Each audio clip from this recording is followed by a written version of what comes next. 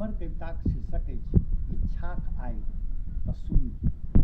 घनघोर धुनि धुंधमे केओ तऽ कहू, हम अपन गंतव्य कोन इंद्रियसँ चिन्हू। देख कऽ कि भीतर उठैत कपैत अनुभूतिसँ। मौसम असह्य ठंड अछि। ई ठंड हवाक नहि व्यवस्थाक अछि।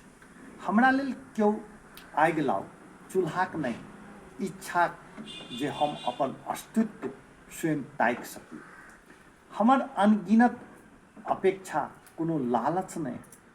ई ओ प्रश्न अछि जे चेतना जीवित रहलाक बाद पूछैत अछि। 56 प्रकारक भोग सजल अछि, मुदा हम भोजन नहि छी।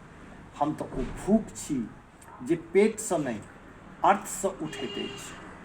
पहिने आँखि उबाललहुँ, फेर सपना रोपलहुँ, फेर ओकरा दिन राति पोसैत रहलहुँ।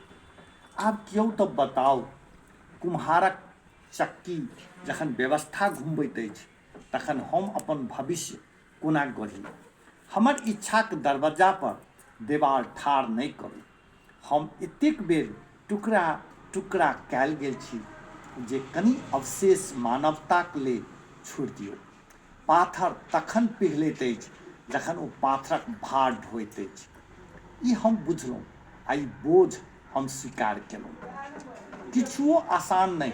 ई किताबक पाँति नहि, ई देहक अनुभव अछि। हम सब दिन खसैत छी, फेर उठैत छी, ठीक होयबाक नहि, सचेत रहबाक संकल्पक लेल। एखनो छत खसैत अछि, आशा पछतावा बनैत अछि, तैयो हम रुकैत नहि, किया तऽ रुकब मृत्यु समान अछि। संसार बुझबाक चाह, एहि इच्छामे हमर कोन अपराध। जँ ई प्रश्न पूछनाइ दोष अछि तऽ मौन सबसँ बड़का अपराध अछि। एहि बिकायल अखबार पर दाम लिखल अछि, मुदा सत्य एखनो किनारा पर अछि।